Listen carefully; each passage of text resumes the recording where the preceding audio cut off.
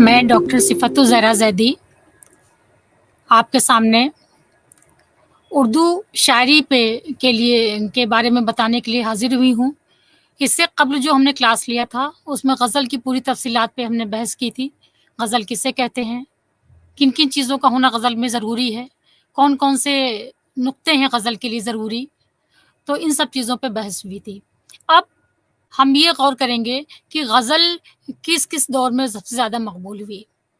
अगर हम उलूम जोग्राफ़िया के माहिरीन न पर नज़र डालें तो उन्होंने हिंदुस्तान को 2 हिस्सों में तक़सीम किया है, शिमाली हिंद और जनूबी हिंद। लेकिन उर्दू की पैदाइश तो शिमाली हिंद के इलाके में हुई और दिल्ली में ये पली-बढ़ी, लेकिन अदब का आगाज़ और इर्तिक़ा जनूब हिंद में हुआ, जो न सिर्फ़ दिल्ली से हज़ारों मील दूर था, बल्कि जहाँ की ज़बान, तहज़ीब और माशरत भी मुख्तलिफ़ थी। बहरहाल, जिन सियासी, तहज़ीबी और सक़ाफ़ती तक़ाज़ों के तहत उर्दू शिमाली हिंद से जनूब हिंद पहुँची, इस पर एक नज़र डालते हैं।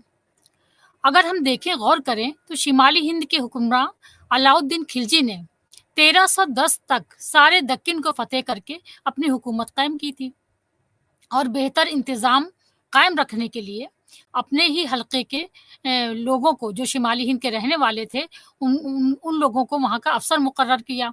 उन अफ़सर को अमीर सदाह कहलाते थे। इस तरह शिमाली हिंद के बेशुमार ख़ानदान दक्कन में आबाद हो गए और शिमाली हिंद की ज़बान भी अपने साथ ले गए। अब ज़ाहिर है, जब अफ़सर मुक़र्रर किए गए और वो दक्कन में जाकर के वहाँ के अज़ला का इंतज़ाम देखने लगे, तो ज़ाहिर है वो अपने-अपने फ़ैमिली के साथ वहाँ गए, अपने घरवालों के साथ गए। तो जब घरवालों के साथ गए, नाते रिश्तेदारों के साथ गए, तो वो अपनी ज़बान जो उर्दू थी, उसको भी अपने साथ ले गए। फिर इसके बाद 1327 में मोहम्मद तुग़लक ने दिल्ली के बजाय दौलताबाद को अपना दारुल सल्तनत मुक़र्रर किया। इस तरह दिल्ली की सारी आबादी को दौलताबाद जाने का हुक्म दे दिया।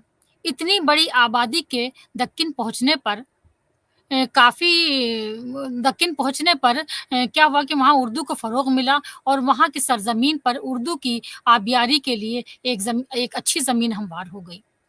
इसके बावजूद अब दक्कन की तरफ सूफ़िया की आमद-रफ़्त बढ़ने लगी। जो सूफ़िया इकराम थे, वो दक्कन की तरफ जाने लगे और वहाँ पे उन्होंने क्या किया है कि वहाँ पे जाने लगे और सारी आबादी वहाँ चली गई। अब उन्होंने क्या किया, वहाँ पे जो मज़हब की तबलीग की, दीन की तबलीग की, वो वहाँ की अपनी उर्दू की जो ज़बान थी, उसी में उन्होंने दीन की तबलीग की, जिसके ज़रिए बोलचाल की ज़बान को काफ़ी बढ़ावा मिला। जनूबी और शिमाल और जनूब के लोगों के दरमियान राब्ते के लिए ज़्यादा मौज़ू और मुनासिब साबित हो गई। ये जो ज़बान थी, तो शिमाल से जो लोग जनूब में गए, उनमें आपस में नाते रिश्तेदारी भी हुई, राब्ता भी कायम हुआ और बोलचाल की ज़बान को बढ़ावा मिला। धीरे-धीरे क्या हुआ, इस ज़बान में और इसके अदब में इतना उरूज हासिल कर लिया कि इसमें वली और सिराज जैसे शायर पैदा हो गए। अब हम सबसे पहले वली दक्कनी के बारे में गौर करेंगे कि वली दक्कनी अपने नाम के आगे दक्कन लगाते हैं क्योंकि इनका ताल्लुक दक्कन से था और इनका दीवान ग़ज़लों का सबसे पहले शिमाली हिंद पहुँच गया। और ये नहीं गए थे, ये शिमाली हिंद में, ये दक्कन में ही थे और शिमाली हिंद में जब इनका वो ग़ज़लों का दीवान पहुँचा है, तो उर्दू ग़ज़ल की रगों में नया खून दौड़ गया। इसे नई ज़िंदगी मिल गई, इसमें नया निखार और नई खुशबू पैदा हो गई। हातिम ने दीवानज़ादा के मुक़द्दमे में लिखा था कि फ़ारसी में मिर्ज़ा साहब की पैरवी करता हूँ और रेख्ता में वली को अपना उस्ताद मानता हूँ। इसी मज़मून को उन्होंने अपने शेर में भी बयान किया है। हातिम ये फ़न शेर में कुछ तो भी कम नहीं, लेकिन वली वली है सुख़न में जहाँ के बीच। मोहम्मद हुसैन आज़ाद ने भी इसके बारे में कहा है कि जब इनका दीवान दिल्ली पहुँचा, तो इश्तियाक़ अदब ने इसे हाथों हाथ लिया और कदरदानी की निगाहों से देखा। लज़्ज़त से ज़बान ने पढ़ा, गीत मौक़ूफ़ हो गए, क़व्वाल मार्फ़त में इन्हीं के गीत गाने लगे। अरबाब निशात यारों को सुनाने लगे, जो तबीयत मौज़ू रखते थे, इन्हीं के दीवान बनाने का शौक़ हुआ।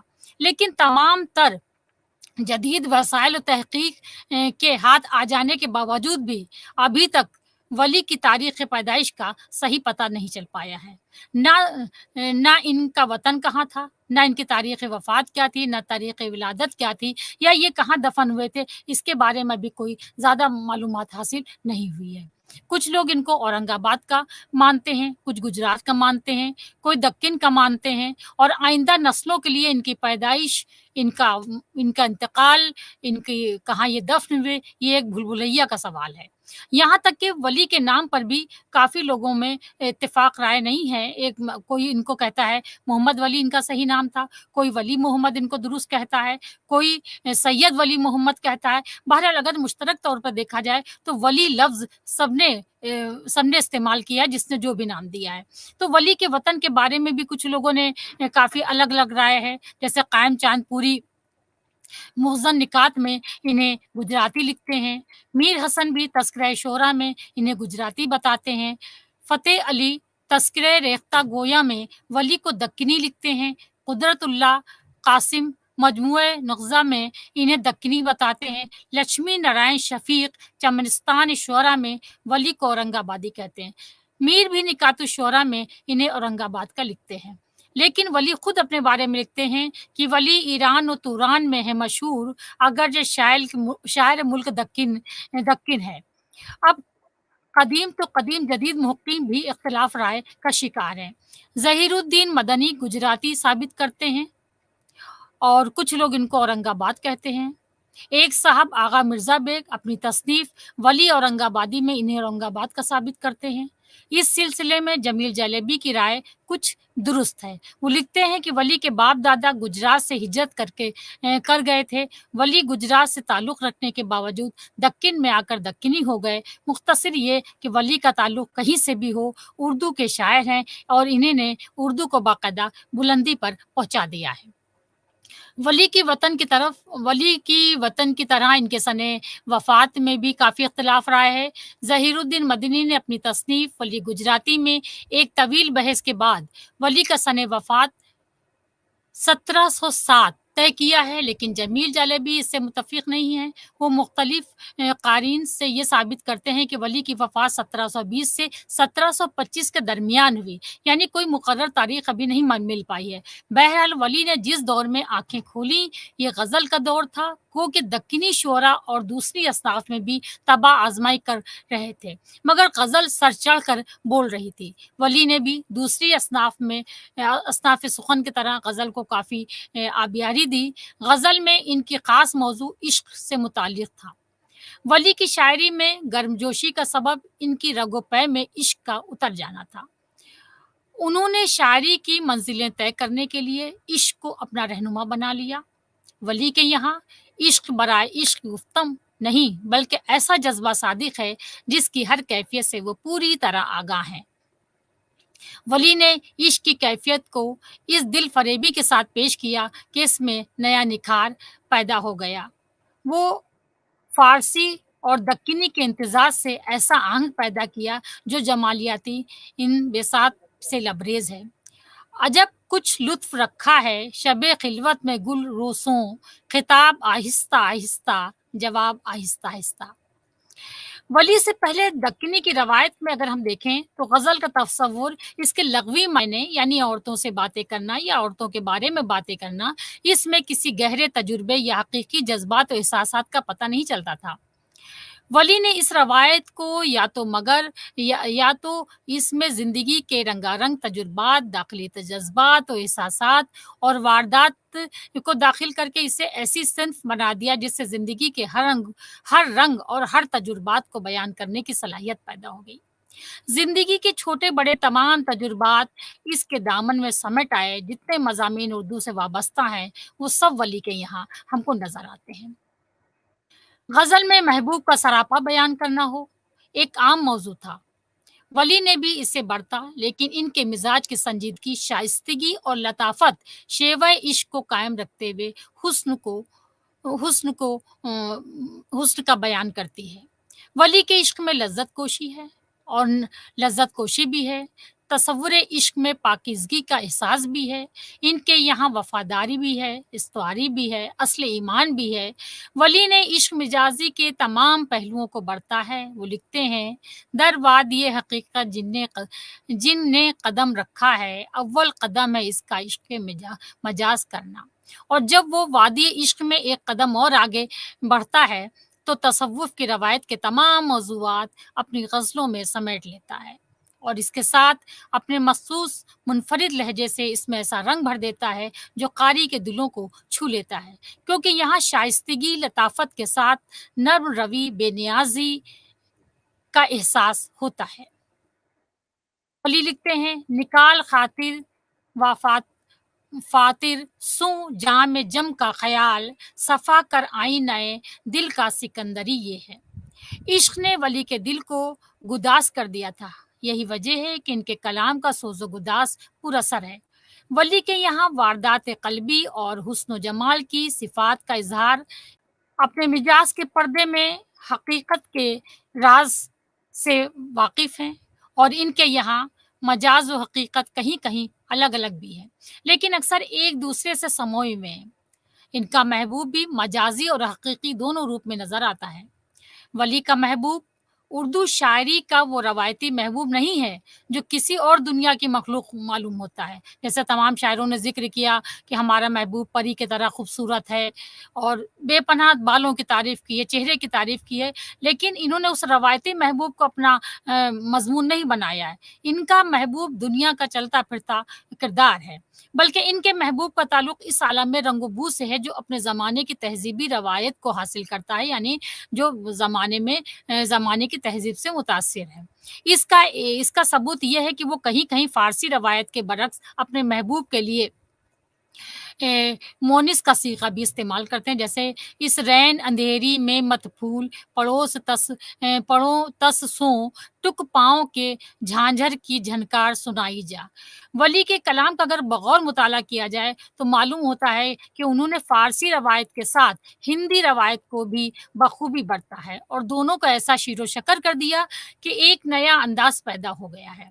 ولی کے کلام میں کرشن اور گوپیوں کا بھی ذکر ہے، ارجن بھی ہیں، جوگی، بیراگی، سنیاسی بھی، دیوالی کے دیے بھی روشن نظر آتے ہیں تو بانسری کے سر بھی سنائی دیتی ہے اور طبلے کی چھاپ بھی گونجتی ہے، وہیں گنگ و جمن کی ندیوں کے دھارے بھی نظر آتے ہیں۔ مثال کے طور پہ گنگا رواں کیا ہوں آپس کے نین نین ستی، اے صنم شتاب ہے روز نہال آج۔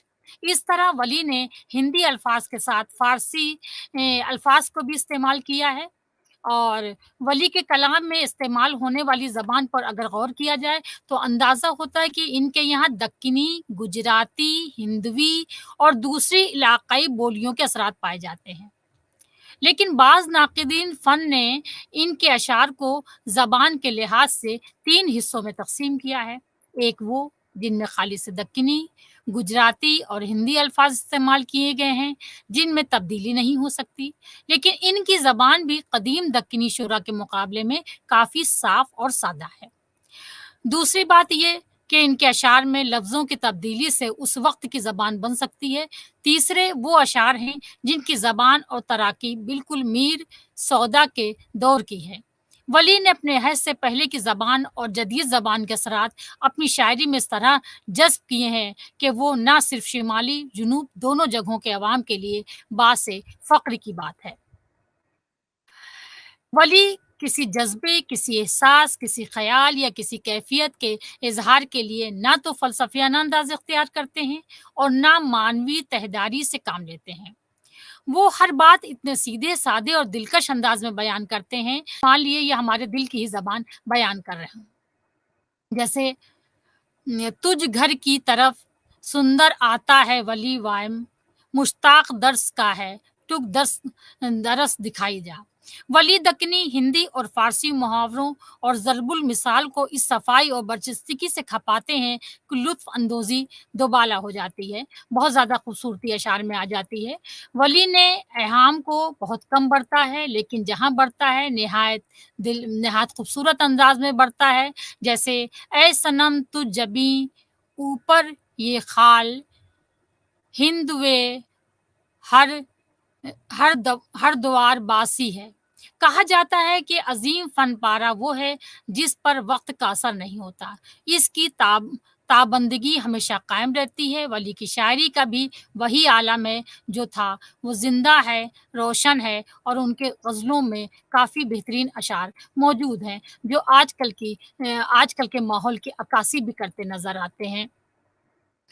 और वली वली औरंगाबादी ने की बहुत मशहूर ग़ज़ल है, जिसे इश्क का तीर कारी लगे, उसे ज़िंदगी क्यों ना भारी लगे, न छोड़े मोहब्बत दम मर्गे लग, जिसे यार जानी सू यारी लगे, न होए इसे जग में हरगिज़ करार, जिसे इश्क का तीर कारी लगे। तो वली के अशार काफ़ी कामयाब रहे हैं। वली दक्किनी ने काफ़ी बेहतरीन ग़ज़ल पे इन्होंने तबाज़माई की है। इन्होंने सारे जज़्बे एहसास को उसमें पेश किया है। हर इंसान को लगता है कि ये मेरे मेरे जज़्बात की तर्जुमानी कर रहे हैं और इन्होंने माशरे में जो बुराइयाँ फैली, जो सूरत-ए-हाल फैली है, उन सब का ज़िक्र इन्होंने अपनी शायरी में किया है। इनके मशहूर शायर काफ़ी ज़्यादा हैं। इनके दीवान, क्योंकि दीवान काफ़ी दिल्ली में मशहूर हो चुका था, इसलिए इनके दीवान काफ़ी मशहूर हुआ है और इन्होंने सादा आम फ़हम ज़बान का इस्तेमाल किया है। वली की शायरी बहुत ज़्यादा मशहूर रही और इन्होंने, क्योंकि उर्दू ग़ज़ल को एक नई रूह बख्शी, और इसी दौर के एक दूसरे अहम शायर थे सिराज औरंगाबादी। दक्कनी शायरों में वली के बाद सिराज को बहुत आला मुक़ाम हासिल था। और दक्कन में क्या शिमाल में भी एक अरसे गुज़र जाने और ज़मीन सुख़न को आसमान तक ले जाने में काफ़ी सिराज का नाम काफ़ी मशहूर रहा है। सिराज का नाम बहुत अदब व एहतराम के साथ लिया जाता है और यहाँ तक कहा जाता है कि वली के बाद और अहद मीर और सौदा से क़ब्ल का सबसे बड़ा शायर सिराज है। सिराज, इस अहद के तज़किरा निगारों ने सिराज की शायरी पर तो काफ़ी कुछ लिखा है, मगर इनकी शख्सियत और ख़ानदानी हालात पे बहुत कम रोशनी पड़ती है, क्योंकि मौजूद ही नहीं है, इनके ख़ानदानी हालात ज़्यादा मौजूद नहीं हैं। लक्ष्मी नारायण शफ़ीक़ सिराज के मुतक़िद भी थे और इनसे 2 बार मुलाकात भी कर चुके थे, मगर अपने तज़किरे चमनिस्तान शुअरा में इनके सवाने हालात ज़्यादा तहरीर ना कर सके। अगर 1940 में अब्दुल कादिर सरवरी ने कुल्लियात सिराज मुरत्तब किया, मगर वो भी सिराज के हालात ज़िंदगी नहीं उसमें ज़्यादा बयान कर सके, क्योंकि उनको मालूमात नहीं हो पाई। सिराज का दीवान इनके बरादर तरीक़ अब्दुल रसूल ख़ान ने 1739 में मुरत्तब किया और इसका नाम अनवारुल सिराज रखा। सिराज के करीबी दोस्त ज़ियाउद्दीन परवाना ने इस पर मुकदमा लिखा था। इस मुकदमे से सिराज के बहुत से सवानी गोशे रोशन होते हैं, यानी इन्होंने जो लिखा मुकदमा, तो उससे कुछ चीज़ें हमको सिराज की ज़िंदगी के बारे में पता चल पाती, लेकिन मुकम्मल तौर से मालूमात हासिल नहीं हो पाई है, क्योंकि वक़्त काफ़ी कदीम रहा है। अनवारुल सिराज का मखतूते पर प्रोफ़ेसर निसार अहमद फ़ारूक़ी ने कहीं से हासिल कर लिया था और अब वही सिराज के हालात ज़िंदगी के बारे में मोतबर ज़रिया माना जाता है। सिराज का इस्म गिरामी सैयद सिराजुद्दीन था। सिराज के जद्द-ए-अमजद मदीने से हिजरत करके हिंदुस्तान आए थे और नवाए दिल्ली में आबाद हो गए थे। इसी ख़ानदान के एक बुज़ुर्ग थे सैयद दुर्वेश ने औरंगज़ेब के अहद में हिजरत करके औरंगाबाद को अपना वतन सानी बनाया था। इनका ख़ानदान सूफ़ियाए तर्ज़ ज़िंदगी की तरफ माइल था। चुनांचे सैयद दुर्वेश भी दर्स और तदरीस में अपना वक़्त गुज़ारते थे। औरंगाबाद के नवा में रहने वाले सूफ़ी सैयद अब्दुल लतीफ़ की साहबज़ादी से सैयद दुर्वेश का अक़्द हुआ और 13 सफ़र यानी 21 मार्च 1712 को इनके यहाँ एक बेटा पैदा हुआ, जिसका नाम सैयद सिराजुद्दीन रखा गया।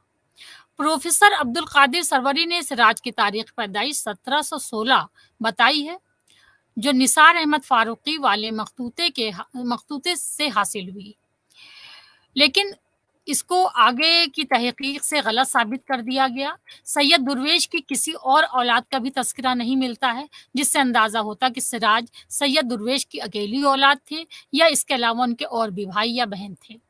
बहरहाल सैयद दुर्वेश चूँकि दर्स व तदरीस से ही जुड़े हुए थे, लिहाज़ा सिराज की तरबियत और उलूम में उन्होंने काफ़ी मेहनत की है, लेकिन सिराज 12-13 साल के हुए तो उन पर दीवानगी तारी हो गई थी।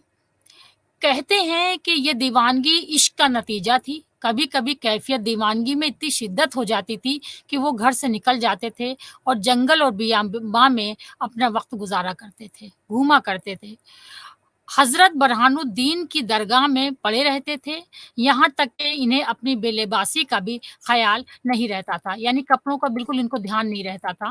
کبھی کبھی تو ان کے والد کو انہیں زنجیر میں باندھ کر رکھنا پڑتا تھا. سراج کا یہ عارضہ دیوانگی متواتر 7 سال تک چلتا رہا، یعنی جو ان کی دیوانگی کی صورتحال تھی وہ 7 سال تک اس میں گرفتار رہے اور والد کو ان کو اکثر زنجیروں میں باندھ کر بھی رکھنا پڑتا تھا. حالات دیوانگی میں ان کی زبان سے بے ساختہ فارسی کے اشعار نکلتے تھے. انوار السراج کے دیباچے میں سراج نے خود لکھا ہے کہ جب بھی ان پر دیوانگی کا عالم طاری ہوتا تھا تو ان کی زبان سے فارسی اشعار نکل پڑتے تھے، مگر افسوس ہے کہ آج وہ اشعار موجود نہیں ہیں.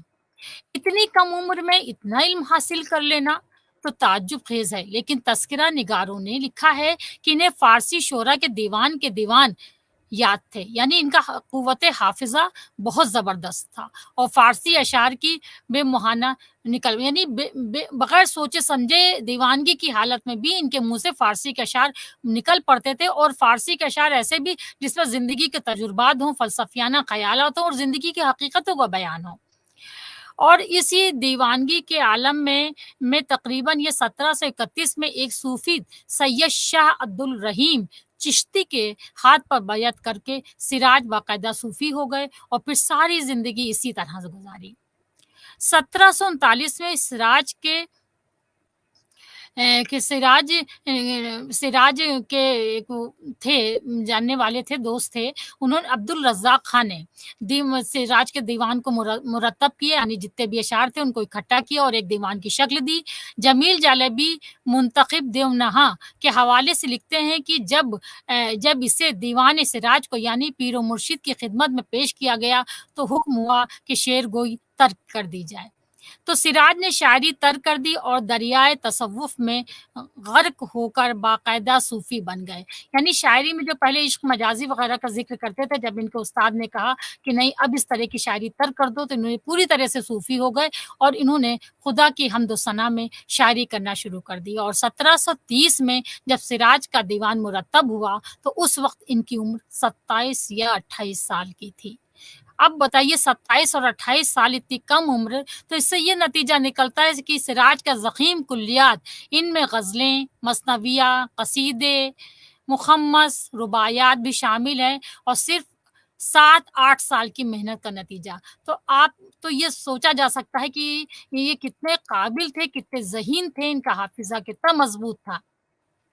اور ان کے خطوط کی بنیاد پر کہا جا سکتا ہے، ان کے خطوط بھی ہیں کچھ، ان کی بنیاد پر کہا جا سکتا ہے کہ غالبہ شوق کے عارضے سے نکلنے اور سید شاہ عبد الرحیم چشتی کی ادارت قبول کر لینے کے بعد سراج نے صوفی زندگی گزارنا زیادہ پسند کی تھی، چونکہ ان کو صوفی خیالات بہت زیادہ پسند تھے اور اسی لیے انہوں نے صوفیانہ زندگی گزارنا شروع کر دی تھی.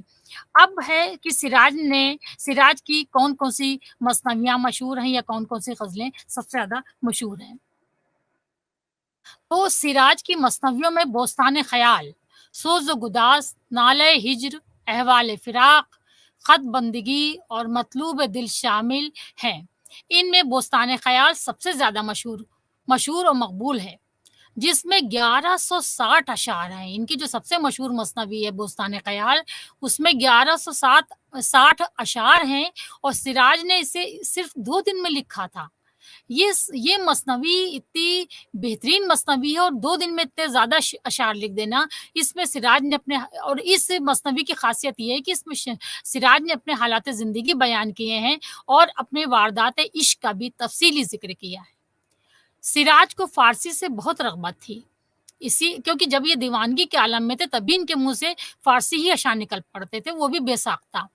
اسی ذوق و شوق کے تحت انہوں نے فارسی شعراء کے بہت سے دیوان جمع کر لیے تھے. کہتے ہیں کہ ان کو پورے کے پورے دیوان حفظ ہو جاتے تھے اور اس میں سے یہ اپنے پسندیدہ اشعار کا بھی انتخاب کر لیتے تھے. تاریخی نام ہے منتخب دیوانہا.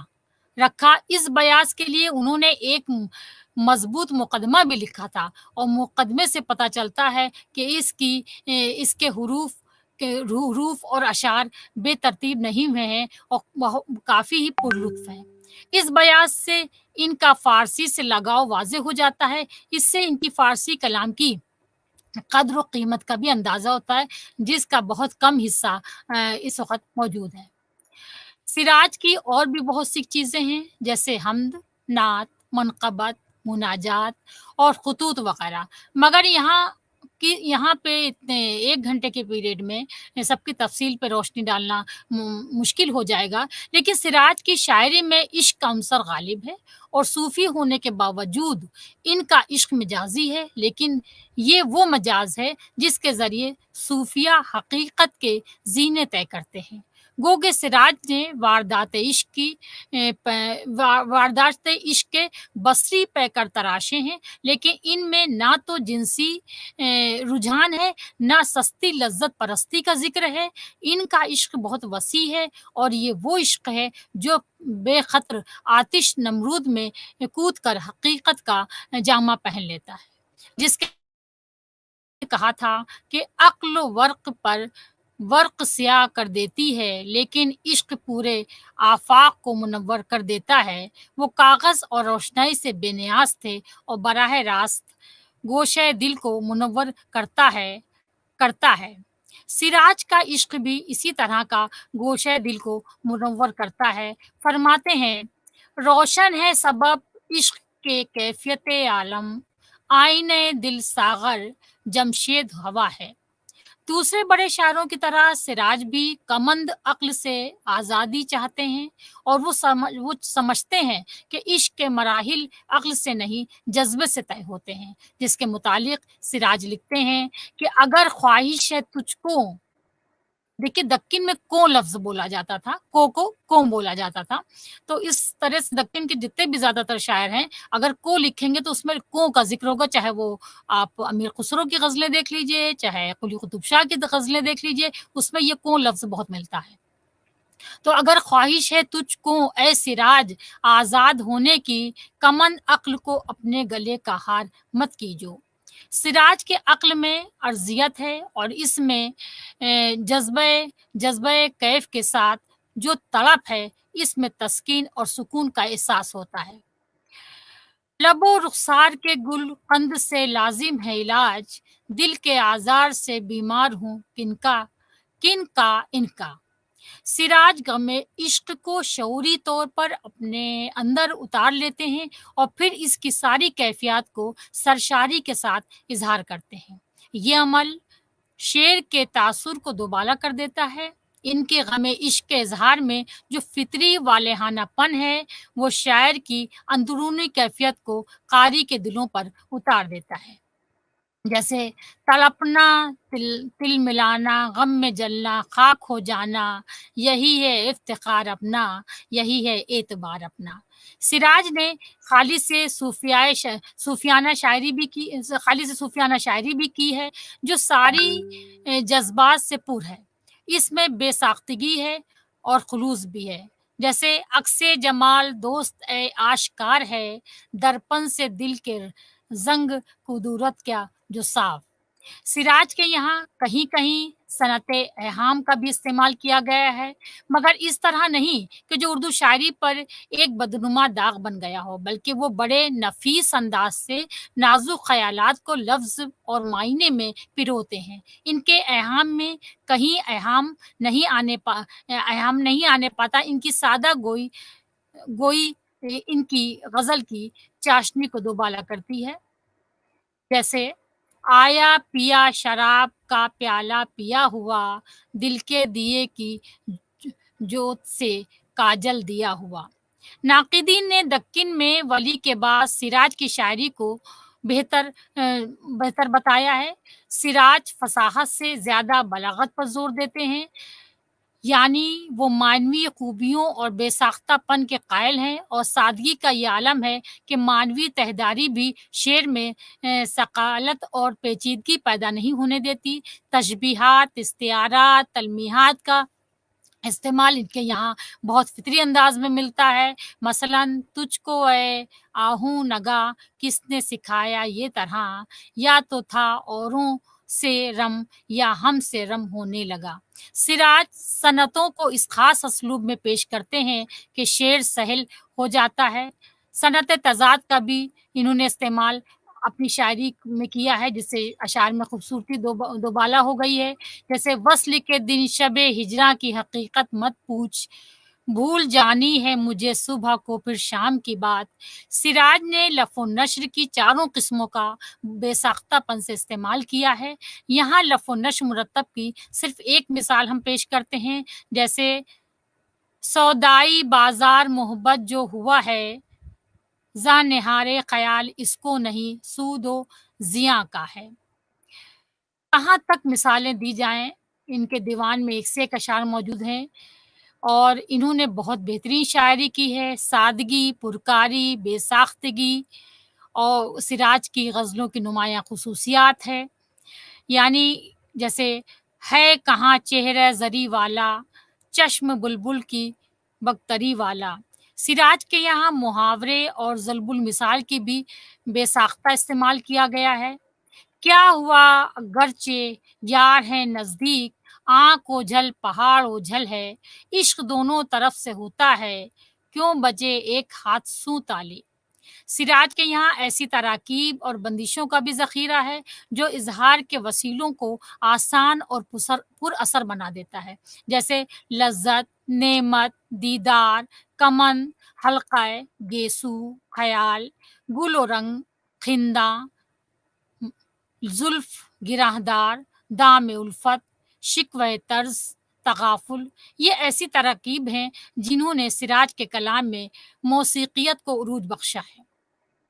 सिराज की शायरी ज़बान पर माहिराना और अखलाकाना इस्तेमाल की मुज़हर है। उन्होंने अरबी, फ़ारसी, हिंदी और मराठी से ख़ातिरख़्वाह इस्तिफ़ादा किया है, यानी इनकी शायरी में इन सभी ज़बानों के अल्फ़ाज़ मिलते हैं और ज़बान पर ख़ास तवज्जो इन्होंने दी है।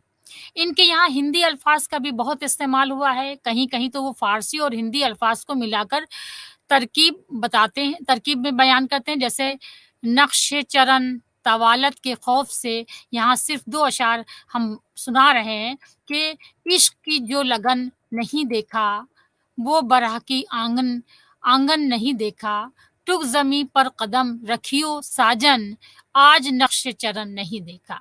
सिराज ने साधु संतों की साधना की बहुत सी इस्तिलाहात इस्तेमाल की हैं, जैसे सिमरन, माला, बैरागी, राख, भभूत, पिया, प्रीतम वगैरह। इन अल्फ़ाज़ों का भी इनका इस्तेमाल इनकी शायरी में बहुत ज़्यादा मिलता है। सिराज को मराठी ज़बान से बचपन से ही वाबस्ता थे।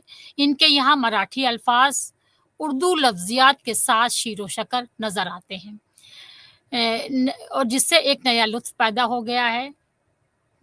जैसे ज़ंजीर भली क़ैद भली मौत भी ज्यूँ त्यों, पन हक़ पन हक़ न करे किसी को गिरफ़्तार किसी का। अगर हम मजमूई तौर पर देखें तो कहा जा सकता है कि सिराज का शुमार उर्दू के अच्छे बेहतरीन शुअरा में होता है। वक़्त गुज़र जाने और हालात बदल जाने के बावजूद भी जिनकी मकबूलियत और अहमियत कम नहीं हुई है और वो हमेशा दिलचस्पी से पढ़े जाते रहेंगे और अज़ीम शायर हैं और शायरी के इन्होंने अज़ीम रुख़ को पेश किया है, इंसानी जज़्बात और ख़यालात को पेश किया है। इश्क जो है सिराज की शायरी का महवर है और महबूब इसका मरकज़ी नुक्ता है और इन्होंने इश्क की तमाम खूबियों को अपनी शायरी में पेश किया है। सिराज ने इसे इश्क को फूल कहा है, तो कहीं इसमें एक नया रवैया पेश किया है। फूल के जैसा खूबसूरत इश्क को माना है इन्होंने।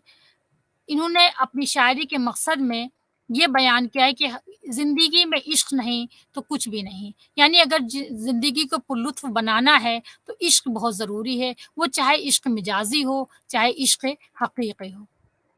अब एक शेर है कि मालूम हुआ इश्क के एतबार से यूँ कर, मुझ अक्ल की बुनियाद को बर्बाद करेगा। اب اس شعر میں شاعر کہتا ہے کہ عشق سے راہ و رسم بڑھانے کے بعد اس کے طور طریقوں سے یہ معلوم ہوا کہ وہ راہ عشق پر چلنے کے لیے عشق رہنما نہیں ہو سکتی۔ یہاں تو جذبہ بے اختیار سے کام بنتا ہے، عقل کو برباد کرے گا۔ مطلب ہے کہ جب عشق اختیار کیا تو اس میں عقل تو کچھ کام نہیں آئے گی، گویا بربادی ہی ہوگی، اور اس کی بربادی کا سبب عشق ہوگا۔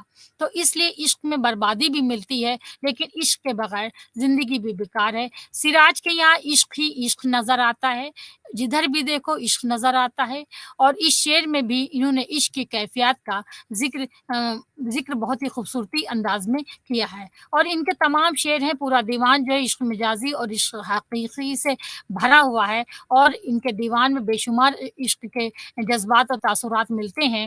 اور اس کے بعد اگر ہم غور کریں تو ولی اور سراج اورنگ آباد کی غزلوں غزلوں میں کچھ چیزوں میں یکسانیت بھی پائی جاتی ہے، جیسے انہوں نے بھی عشق مجازی کا ذکر کیا، انہوں نے بھی عشق مجازی کا ذکر کیا، عشق حقیقی کا ذکر انہوں نے بھی کیا اور انہوں نے بھی کیا ہے۔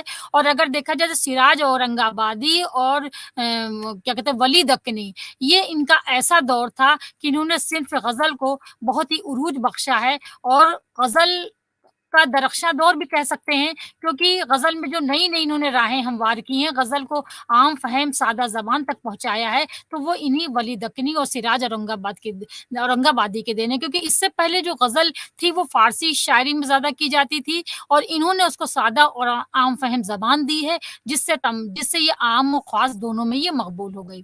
اب اس کے بعد اگر غزل پہ سب سے زیادہ کسی نے غزل کے پہلو کو درخشاں کیا ہے یا غزل کو کافی مقبولیت بخشی ہے، تو اس میں سب سے پہلے اس کے بعد جو ہے میر تقی میر کا نام آتا ہے۔ اور میر تقی میر نے غزل پہ کافی محنت کی، اور بہترین ان کی غزلیں موجود ہیں۔ 1750 کے بعد یہ قابل ذکر ہیں، لیکن درد سودا اور میر اپنی الگ الگ اہمیت رکھتے ہیں۔ خواجہ میر درد صوفی شاعر تھے، نظام الدین اولیاء پر کے گدے نشین تھے یہ مزار پہ، اور یہ پشتوں سے ان کے چلا آ رہا تھا کہ ان کے دادا پردادا سب وہاں کے گدی نشین تھے، اور ان کی پوری زندگی صوفیانہ شاعری میں گزر گئی، اور یہ خود بھی صوفی تھے۔ ان کے یہاں جو مزار تھا وہاں پہ پابندی سے مشاعرے بھی ہوتے تھے، اور اس مشاعرے میں زیادہ تر میر تقی میر اور سادہ شریک ہوتے تھے، اس لیے ان تینوں میں کافی تعلقات بہتر تھے، اور ایک طرح سے ہم یہ کہیں گے کہ اچھی دوستی بھی تھی۔ ان کی زبان بہت میٹھی اور سادہ تھی۔ سودا نے غزلیں بھی کہی ہیں، مگر یہ قصیدے کی وجہ سے زیادہ مشہور ہوئے، اور ان کی لکھنؤ میں زیادہ آؤ بھگت ہوئی، کیونکہ جب آصف الدولہ فیض آباد سے اپنا دارالسلطنت منتقل انہوں نے لکھنؤ کر دیا، اور فیض آباد چھوڑ کے یہ لکھنؤ چلے آئے، تو ان کے ساتھ تمام شاعر آئے، ادیب آئے، امیر اور رئیس آئے، اور تمام پورا عملہ وہاں سے فیض آباد سے آیا، اور پھر یہاں پہ ایک نیا شاعری کا دبستان قائم ہو گیا، اور جہاں سودا کو بہت زیادہ مقبولیت ہوئی، کیونکہ انہوں نے سب سے پہلے یہ دلی سے یہاں لکھنؤ واپس آئے تھے، اور انہوں نے آصف الدولہ کی شان میں سب سے پہلے قصیدہ لکھا تھا۔ اچھا، سودا تو قصیدے میں زیادہ مشہور ہے، حالانکہ انہوں نے غزلیں بھی بے شمار لکھی ہیں۔ ان کا لکھنؤ میں کافی آؤ بھگت بھی ہوا، اور انہوں نے مثنوی، مرثیے، حج و رباعی بھی لکھی ہیں، اور کافی پرجوش الفاظ میں لکھی ہے۔ لیکن جہاں تک میر تقی میر کا سوال ہے تو یہ آگرے کے رہنے والے تھے، اور بعد میں یہ دہلی آ گئے تھے، کیونکہ بچپن میں ان کے والدین کا انتقال ہو گیا، اور حالات نے کچھ ایسا پلٹا کھایا کہ ان کو مجبوراً دہلی آنا پڑا۔ یہاں کے سیاسی، معاشی اور معاشرتی بحران نے میر کے غم کو دوبالا کر دیا، کیونکہ ایک تو میر اپنی ذاتی زندگی سے بہت پریشان تھے، اور جب یہ دہلی آئے ہیں تو دہلی میں جو ایک بحرانے کا ماحول تھا، دہلی کی تباہی تھی، دہلی کی صورتحال بہت خراب ہو چکی تھی، اس میں ان کی زندگی کافی دشوار ہو گئی تھی۔ تو دہلی کے حالات کی وجہ سے پھر ان کو لکھنؤ بھی آنا پڑا، کیونکہ جب سب سے پہلے سودا آ گئے، پھر سودا نے ان کو غزلوں کے علاوہ قصیدے، مثنوی، رباعیات بھی کہی ہیں، لیکن یہ اپنی غزلوں کی وجہ سے زیادہ مشہور ہوئے۔ اور دہلی کے میر سوز بھی اچھے شاعر تھے، جو آصف الدولہ کے دور میں لکھنؤ چلے آئے تھے۔ تاباں، فغاں، مضمون اور میر زاہد بھی دہلی سے ہی لکھنؤ آ گئے تھے، لیکن ہم یہاں پر میر کے بارے میں تھوڑی تفصیلی گفتگو کریں گے۔ میر تقی میر 1722 میں آگرہ میں پیدا ہوئے، جس کو زمانے میں اکبر آباد کے نام سے بھی جانتے تھے، اور 1810 میں لکھنؤ میں ان کا انتقال ہوا۔ میر کے بزرگ حجاز سے دکن آئے، اور ان کے دادا فوج میں ملازم تھے۔ ان کے والد محمد علی درویش صفت صوفی انسان تھے۔ میر نے اپنی خود نوشت ذکر میر میں اپنے والد کے بارے میں لکھا ہے کہ وہ ایک صالح عاشق پیشہ تھے، گرم دل کے مالک تھے، شب زندہ دار اور روز حیران کار تھے۔ یعنی میر کی ذہنی نشو و نما اور تربیت ان کے خاندانی پس منظر کی رہن منت تھی۔ ان کے والد ان سے کہا کرتے تھے، اے بیٹے عشق اختیار کرو، کیونکہ عشق کے بغیر زندگی وبال ہے۔ دنیا میں جو کچھ ہے عشق کا مظہر ہے۔ بدقسمتی سے 11 سال کی عمر میں والد کا سایہ ان کے سر سے اٹھ گیا، اور والد کے انتقال کے بعد ان کے چچا اور سوتیلے ماموں خان آرزو نے ان کی تربیت کی۔ اب دیکھیے، اگر ہم یہ غور کریں تو میر کی زندگی اور غالب کی زندگی کافی کچھ حالات ان کے ملتے جلتے ہیں، لیکن ماموں کے رویے نے ماموں کے رویے سے میر تقی میر زیادہ خوش نہیں تھے، اس لیے ان کے حالات پر کیونکہ ان کا دل ایک احساس، ان کے دل میں ہر چیز کا احساس ہوتا تھا، اور اس لیے یہ وہاں کے ماحول سے پرسکون نہیں تھے، اور ان کو اس وقت یہ خود لکھتے ہیں کہ بے دماغی، بے قراری، بے کسی، بے طاقتی، کیا جیے وہ رگ و جن کی جی کو یہ اکثر رہیں، یا صحبت کسو سے رکھنے کا اس کو نہ تھا دماغ، تھا میر بے دماغ کو بھی کیا ملال تھا۔ میر 17 سال کی عمر میں دہلی چلے آئے، مطلب اکبر آباد سے دہلی چلے آئے، اور ان کی زندگی کا زیادہ تر وقت یہیں گزرا۔ یہاں کی سیاسی اور تہذیبی زندگی کا شیرازہ ایک بکھر چکا تھا، اور یہاں کے لوگوں کی زندگی دہلی کے حالات سے مجبور ہو کر کے میر لکھنؤ چلے آئے، اور لکھنؤ میں آصف الدولہ کی حکومت تھی، اور انہوں نے میر کا بہت خیر مقدم کیا اور ان کا وظیفہ بھی مقرر کر دیا۔ لیکن اب وہ غم حیات سے بجھ چکے تھے۔ میر تقی میر نے جب لکھنؤ کا سفر کرنے کا ارادہ کیا تھا دہلی سے، تو ان کے ساتھ بہت سے مسائل تھے۔ ان تمام مسائل کا ذکر انہوں نے اپنی تصنیف جو ذکر میر ہے اس میں انہوں نے کیا ہے۔ میر کو لکھنؤ میں کچھ آسودگی تو ملی، لیکن ایک بار نواب آصف الدولہ جب شکار کے لیے گئے تو میر صاحب کو بھی اپنے ساتھ لے گئے تھے۔ اس کی یاد میں میر نے شکار نامہ موضوع پر پوری کتاب لکھی۔ دوسری دفعہ نواب آصف الدولہ جب کوہ شمال کے دامن تک گئے تو میر نے دوسرا شکار نامہ لکھا اور ان کے حضور میں پیش کیا۔ اس شکار نامے کی 2 غزلوں پر آصف الدولہ نے ان کی بہت تعریف بھی کی تھی اور کافی ان کی ہمت افزائی بھی کی تھی۔ اب ہم دیکھیں کہ اگر ہم میر کے حالات زندگی پڑھنے کے بعد اگر ہم غور و فکر کرتے ہیں تو ہم دیکھتے ہیں کہ شروع سے ہی یہ بہت خوددار تھے اور حساس طبیعت کے مالک تھے۔ وہ کسی بھی رئیس یا امیر کے پاس حاضری نہیں دینے جاتے تھے، کیونکہ ان کی طبیعت میں ایسا تھا ہی نہیں۔ پوری زندگی ان کی آزمائشوں میں گزری، مگر پھر بھی وہ کبھی بھی ان مشکلات سے اس حد تک متاثر نہ ہوئے کہ ان کی اعلیٰ ظرفی پر حرف آ سکے۔ بعض ناقدین ان کو تنگ مزاج نہ جانے کس بنا پر کہتے ہیں، جبکہ اس کی مثال کہیں نہیں ملتی کہ یہ تنگ مزاج بالکل نہیں تھے، بہت فراغ دل تھے۔ میر نے اپنے غموں کی تشریح ان الفاظ میں کی ہے: حالت تو یہ ہے مجھ کو غموں سے نہیں فراغ، دل سوزش درونی سے چلتا جو چراغ، سینہ تمام چاک ہے سارا جگر ہے داغ، ہے نام مجلسوں میں میرا میر بے دماغ۔ اب ظاہر ہے جب پوری زندگی ان کی قسمہ پرسی گزری، ذہنی طور پہ بہت زیادہ پریشان تھے، تو اب ظاہر ہے ہر وقت خوش رہتے نہیں تھے، پریشان رہتے تھے۔ اور ان کو کچھ لوگ کہ میر تقی میر کی ابتدائی زندگی یتیمی، بے کسی اور ناداری میں گزری۔ ان کے سوتیلے بھائیوں نے بھی ان کو بہت پریشان کیا، غالب کے بھی سوتیلے بھائیوں نے بہت پریشان کیا، اسی لیے تو یہ وہاں سے چلے آئے تھے دلی۔ ان حالات میں یہ روزگار کی تلاش میں انہیں مختلف شہروں کا بھی چکر لگانا پڑا، اور مختلف شہروں کے مسافرت میں جو تکالیف ہوتی ہیں ان کا بھی سامنا کرنا پڑا۔ تنگ دستی بھی انہیں زندگی کا حصہ بنی رہی، ہمیشہ تنگ دست رہے، اور ان کے جو معاصرین تھے، ان کے جو ساتھ کے لوگ تھے، ان کی حالات کو نہیں سمجھتے تھے، بلکہ ان کو تنقید کا نشانہ بنا دیتے تھے۔ اپنوں نے ستایا، دوسروں نے بھی انہیں ستایا، تکلیف پہنچائی، عشق میں ناکام ہوئے، اور خودداری کی وجہ سے دہلی میں کبھی کسی امیر کے آگے انہوں نے ہاتھ نہیں پھیلایا۔ لکھنؤ میں انہیں تھوڑا سا آرام و سکون ضرور ملا تھا، مگر تب وہ عمر کے آخری پڑاؤ میں تھے۔ عمر کے آخری ایام میں مختلف بیماریوں میں بھی یہ مبتلا ہو گئے، مگر آخری وقت تک ان کی خودداری، اعلیٰ ظرفی اور خود اعتمادی میں لغزش نہیں آئی، یعنی کبھی یہ کسی کے آگے جھکے نہیں۔ انہوں نے اپنے ایمان کو کبھی ڈگمگانے نہیں دیا۔ میر کی ثابت قدمی میں استحکام تھا، جس کی وجہ سے وہ بڑوں سے بھی محروم نہ ہوتے تھے، یعنی چاہے ان کے لباس جیسا بھی ہو، ان کے پاس کھانے کو ہو چاہے نہ ہو، پریشانیاں ان کی جیب میں پیسے ہوں چاہے نہ ہوں، لیکن وہ کبھی کسی کے آرام آسائش سے محروم نہیں ہوئے کہ ارے اس کے پاس ہے میرے پاس نہیں ہے۔ وہ اپنے میں ہی مگن رہتے تھے، اور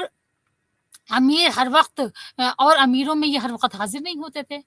اگر یہ تمام غم ان کی زندگی کا حصہ نہ ہوتے تو شاید ان کی شاعری میں اتنی دلکشی، معنویت اور اثر پذیری نہ ہوتی، اور نہ ہی ان کے عشق کے درد کا احساس دوسروں کو ہو پاتا۔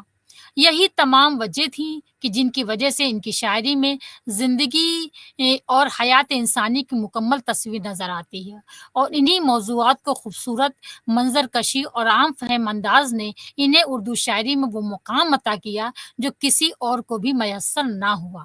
یہی وجہ ہے کہ ان کو خدائے سخن کہا جاتا ہے، اور ان کو اشعار میں میر کی زندگی مصیبت اور درد غم سے کی عبارت تھی۔ انہوں نے اپنی زندگی میں مختلف اتار چڑھاؤ دیکھے، اور ان تمام تجربات کا نچوڑ ان کی شاعری میں موجود ہے۔ وہ شاعری میں زندگی کی عکاس کے قائل ہیں، اور ان کی شاعری اردو ادب کے سرمائے میں ایک روشن باب ہے۔ میر تقی میر کو آج تک اردو شاعری کی تاریخ میں ایک عظیم شاعر تسلیم کیا جاتا ہے۔